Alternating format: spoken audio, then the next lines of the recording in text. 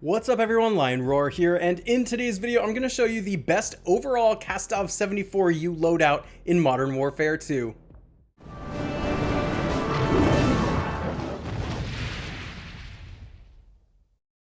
But first, download Gemstone Legends, a mobile RPG puzzle match game. Use the link in the description to start with free stuff, including a bonus hero.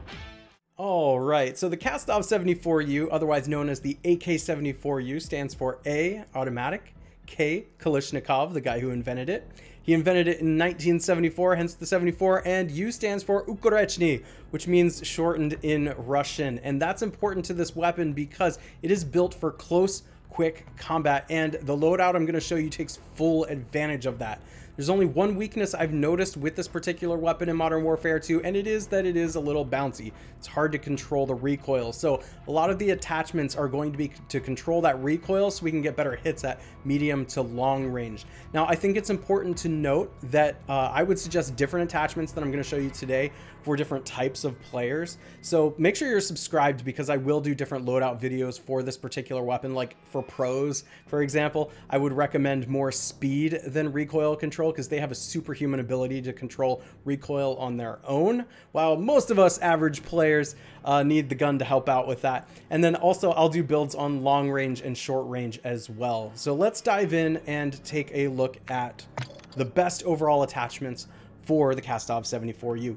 First up, and most simply, the Cronin Mini Red Dot. There's no question, this is the best sight you're going to use on these maps, which are very cozy and small. And because this is a close, quick combat weapon, this is the attachment of choice here, mainly because it does not obstruct your view. You're going to note that a lot of the sights in Modern Warfare 2 take up a significant amount of your screen and block your vision. And you know, when especially guys are kind of far away and they're just a few pixels on your screen, you don't want anything blocking that. And that's why I picked this one here.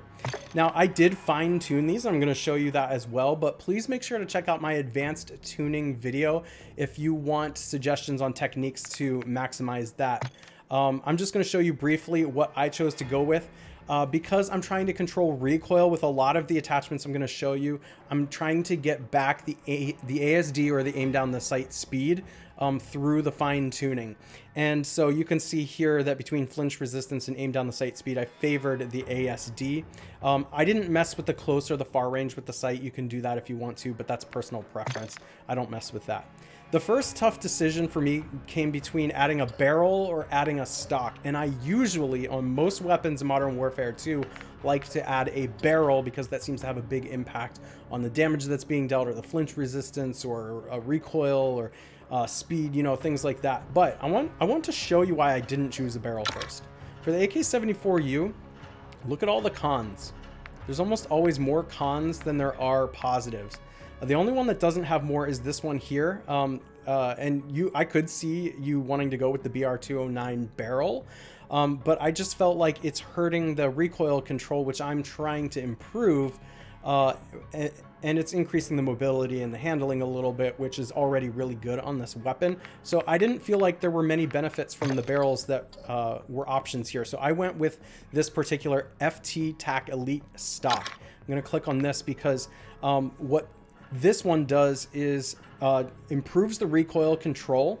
It does hurt the ASD just a little bit in the crouch movement speed, but I didn't feel like those particular cons outweighed the positive of the recoil control we got. And then when I click on the tuning, I'm going to show you here that I was able to get a little bit of the ASD back by tuning that, as well as aim walking speed. So I was going to try and get the recoil control and minimize the hurt to the speed that we have here. The next thing I chose as far as a muzzle was the X10 Havoc 90, and the reason I chose this one again is look at all that recoil control we get with very little damage being done to the ASD.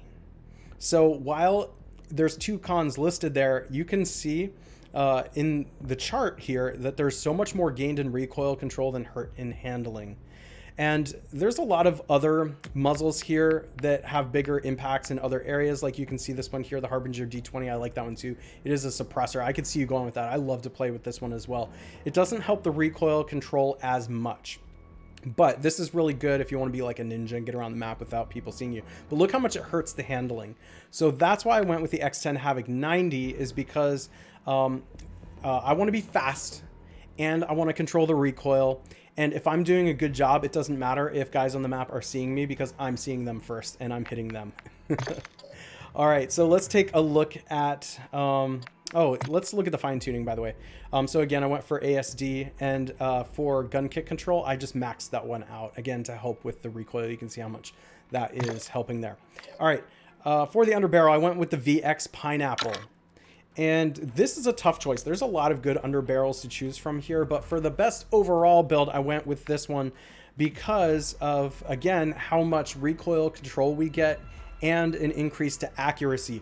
This is a really great one if you need to hip fire. And you know as well as I do, oftentimes you're running around the map, you come around a corner, there's just a guy there, and you need to be able to like pull that trigger and just get him real quick.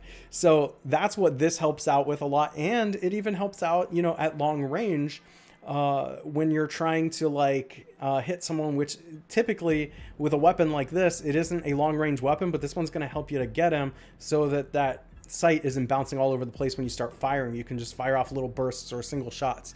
And I found this to be very, very accurate. You will see that it does hurt hip walking speed and aim down the sight speed. Again, a lot of these attachments are going to hurt ASD. If you put any attachments on your weapon, you're often hurting the ASD. So again, that's why we're going back and we're tuning the weapon to get some of that speed back.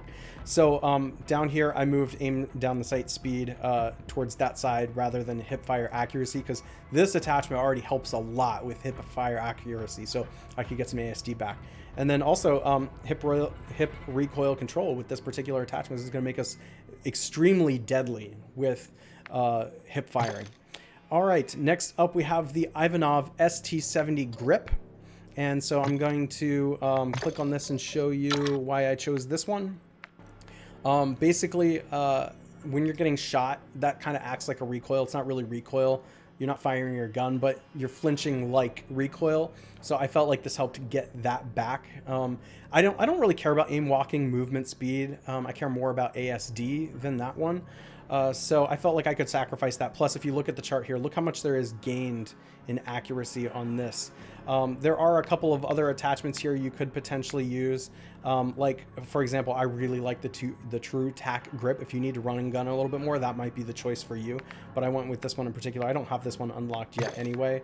But I felt like trying to control the accuracy and the recoil was the most important thing. As far as tuning goes, again, I went with ASD. And sprint to fire speed is really, really important. In fact, I could see wanting to max this one out, but notice that like you don't really get any benefit beyond this point right here, which is why I stopped right around here. Next, let's take a trip to the firing range so you can see how the AK-74U handles. First, I'm going to do hip fire at close range, then I'm going to aim down the sight at medium range, and I'm going to do single or burst fire at long range. Here we go.